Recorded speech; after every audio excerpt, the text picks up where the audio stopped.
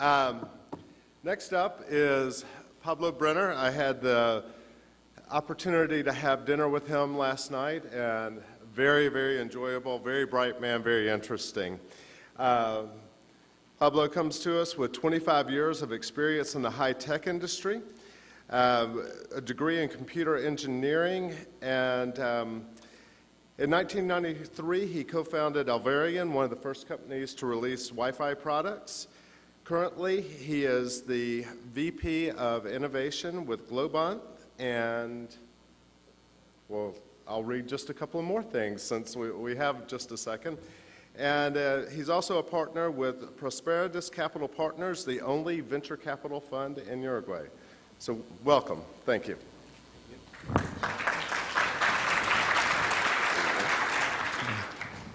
Hi.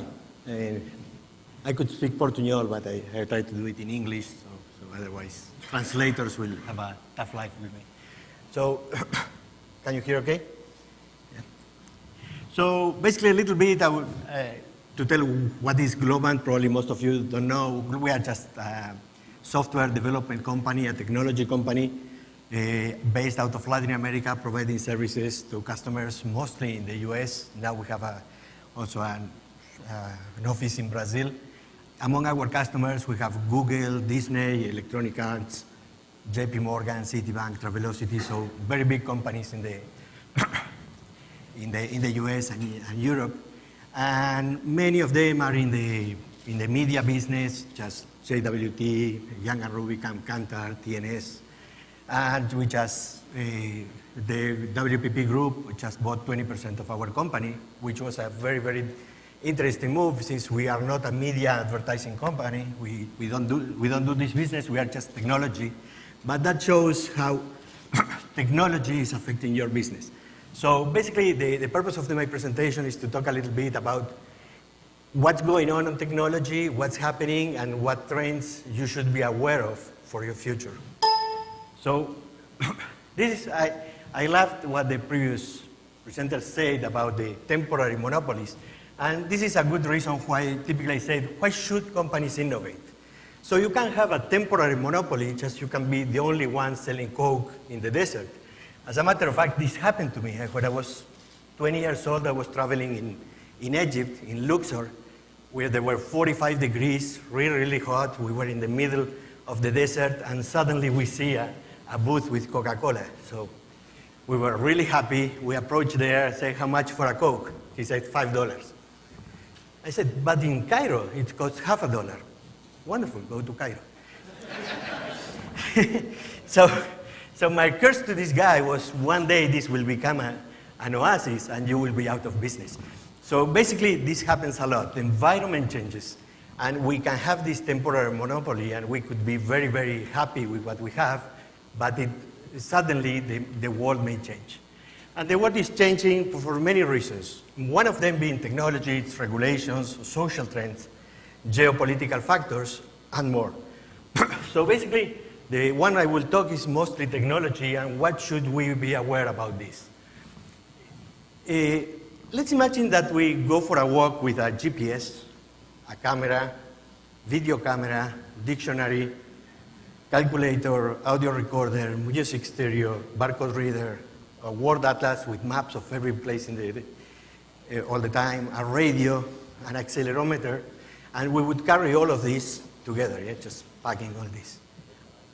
As a matter of fact, all of you are doing that. All of you are carrying all this and much more. And I have great news for you. This also is good for making phone calls. So basically, I don't know how much are you aware about what we technologists love, which is the Moore's Law.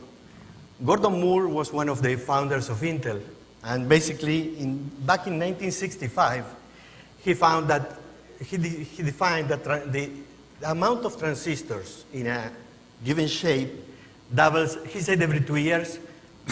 10 years later, he corrected that, and he said every 18 months.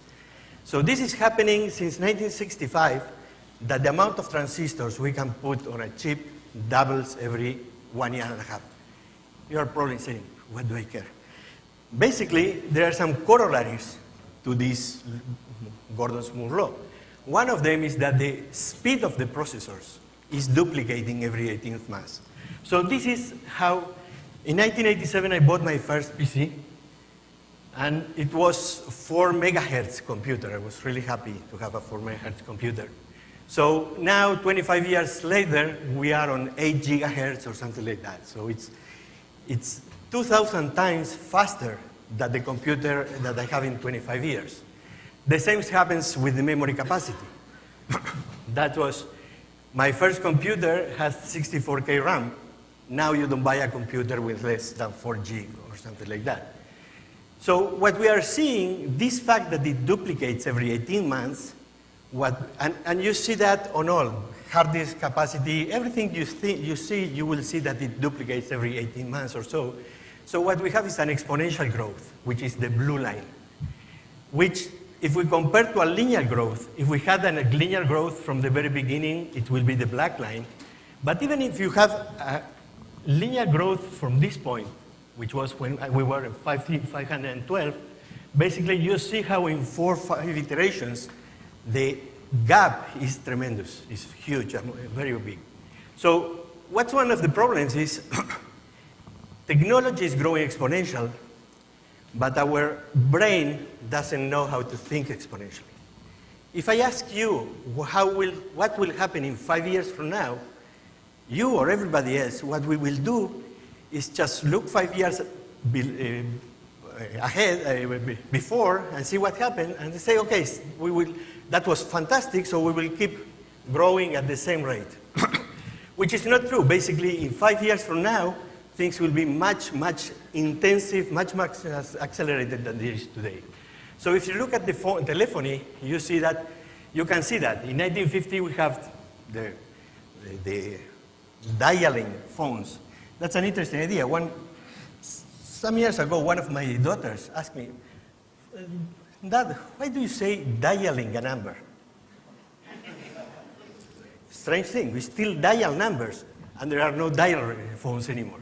So basically, then we moved to touch tone in 1980s. 1993, that was my first cellular phone. I was really happy. That was really exciting technology. In 2000, the StarTAC was great. It was something phenomenal. There would be nothing better than a StarTAC.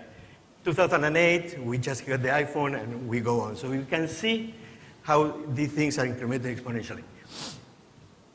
So now, let's look forward 10 years from now. If we duplicate every 2 years, that means 10 years from now, we go 2, 4, 8, 16, 32, 64. About in 10 years from now, things will be, oh, sorry, this is a part in Spanish there. Things will be 100 times faster, cheaper, and smaller than they are today. So that means we'll have iPhones for $5, or we will have 100 iPhones capacity in our pockets, or everything will have an iPhone included. A second conclusion of that is that marginal costs are driving to zero. So whenever more memory space, the cost of more memory space today is zero. The cost of more processing power is zero. The cost of more bandwidth is zero. So digital distribution cost is zero. So basically, this is changing many things, and this is why Google can give us unlimited disk space, or basically and this is very important for us as technologists, because we have always been taught that resources are scarce. We need to save resources. We have to program, keeping in mind that memory is expensive, that power cycles are expensive. And this is not true anymore. And the ones, for instance, Steve Jobs was one of the ones who really realized that consumer experience is much more important than saving resources.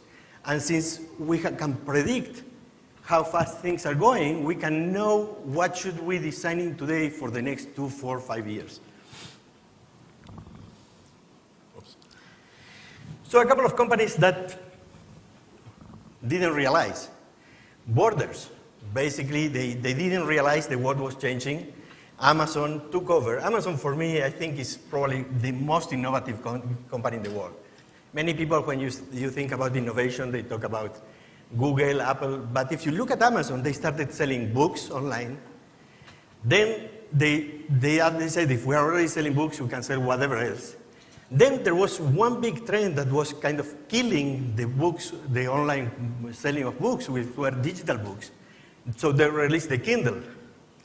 And basically, and they didn't release the Kindle, then later on they say the Kindle is not a product, it's a service. So now you can have, with your same Kindle account, you can read your same books synchronized on your iPad, on your Kindle, on your computer, on your iPhone. And then they said, we have all this infrastructure, so we can start providing cloud services. So they keep reinventing themselves as really astonishing. And Netflix versus Blockbusters. Both Borders and Blockbusters were Chapter 11 because they didn't see that their temporary monopoly or the desert has been changing. So now, based on that, what are the trends we as technologists are seeing that may affect every business and for sure yours? I'm not an expert on your business, so probably you will get better insights from what I say that I can tell you now, but it's important to see the trends which are universal. One of them is the Internet of Things. Basically, since computer power and connectivity is so cheap, sooner or later everything will have connectivity. The cars will be connected and they will have a computer connected to everything, and the refrigerator will be connected. So basically, or what we were saying about DirecTV, we don't need to ask the consumer to put one more equipment to understand what he's seeing because the set-top box will be doing by itself. But sooner or later, the TV set will be doing that. We will not need a set-top box for doing that. But it will also be done by the refrigerator will be able to tell whether we should go to the supermarket and what are we missing, what we should be buying. There are companies, for instance, selling washing machines as a service. Basically, instead of selling you the washing machine and you pay for the washing machine, which is a one-time sell, and you only buy a new washing machine every 5-10 years or so, they will send you a service of washing clothes, which basically, the machine will be connected. They will tell the provider that you need more soap, and they will charge you as Xeroxes for the use of the machine as a service instead of charging you for one-time shot for the device. So basically, the Internet of Things is something that will revolutionize everything. Sensors will be everywhere, and we will be collecting information all the time. For instance, okay, we'll go on. The other important trend that we are seeing is crowdsourcing. Okay, we are used to that. Wikipedia, at the very beginning, sounded completely crazy. But why should people add content without getting nothing back? But if you see Wikipedia, I've said, okay, there is something nice that people are doing. It's improving the knowledge in the world. But why should people write reports on Travelocity or something else, or hotels.com, which is providing value for a for-profit company, which is using these comments as part of their business. And people are doing that for free. It's kind of crazy, but it's happening. The main reason is that there's another currency today in the world that is not only money, that people do that for prestige, for getting known, for being, I'm the most commenter in Amazon suspense books. So that's something that people feel good about that. So crowdsourcing is very important. Big data, obviously, these two things together and everything else, we are creating huge amounts of data that it's very different for the data we used to have in our databases that we were using. Typically on the regular database structure, we first thought which data we want to collect. We collect this data and we keep it using.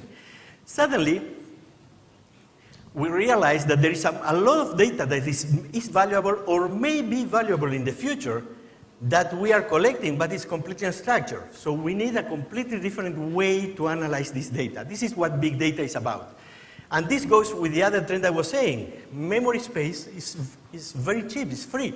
So some years ago, I needed to decide what should I keep in memory because memory was in my storage because storage was expensive. Now storage is extremely, is free almost. So people are taking the decision of storing all the information.